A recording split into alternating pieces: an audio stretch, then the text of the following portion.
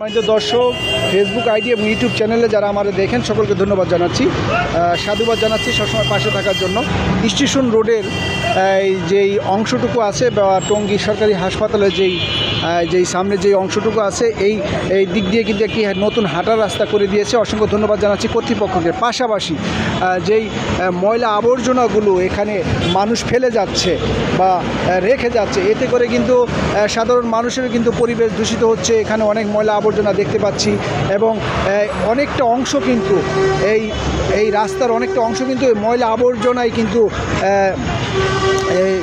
পড়ে আছে। আপনারা দেখতে পাচ্ছেন, যদি এই ময়লা আবর্জনাগুলো যদি অপসারণ করা হয় তাহলে কিন্তু সাধারণ মানুষ বা এই অঞ্চলে যেই যানবাহনগুলো চলাচল করে সেই যানবাহনগুলো স্বাভাবিকভাবে চলাচল করতে পারবে। এই কারণে কিন্তু দেখেন অনেকটাই যানজটের সৃষ্টি হয় এই মাথা থেকে শুরু করে। এতে করে তো যারা অটো চালায় তারা তো আছে, তারপরে যারা ভ্যান নিয়ে যারা ব্যবসা করে তারাও কিন্তু একটা অংশ জড়িত আছে এবং অটো বিশেষ করে সব মিলিয়ে কিন্তু একটি সমস্যার সৃষ্টি হয় প্রতিনিয়ত।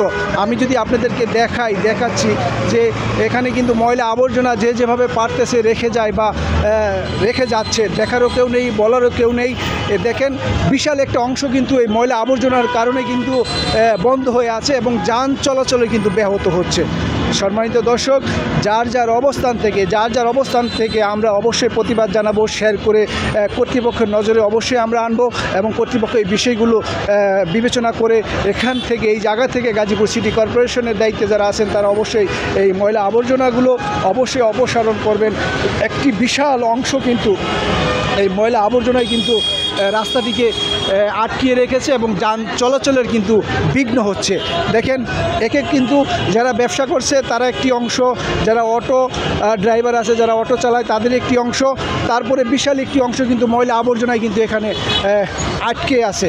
তাই যারা আমাকে সবসময় দেখেন এবং আমার পাশে যারা থাকেন, এই ময়লা আবর্জনা অপসারণের দাবি জানাচ্ছি, জোর দাবি জানাচ্ছি। কর্তৃপক্ষ অবশ্যই নজরে আসবে, তারপরও যদি এই না আসে আমি আবারও ইনশাল্লাহ আপনাদের সাথে সংযুক্ত হব। এই টঙ্গী হাসপাতালের পাশে বা স্টেশন রোডের পাশে যেই ময়লা আবর্জনাগুলো পড়ে আছে বা কেউ রেখে যাচ্ছে বা রেখে দিয়েছে, অপসারণের জন্য জোর দাবি জানাচ্ছি। ধন্যবাদ জানাচ্ছি সকলকে যারা সবসময় আমার পাশে থাকেন এবং আমার সাথে যারা থাকেন সকলকে ধন্যবাদ জানাচ্ছি, আবারও সাধুবাদ জানাচ্ছি। শেয়ার করে দিয়ে আরেকজনকে দেখার সুযোগ করে দিবেন।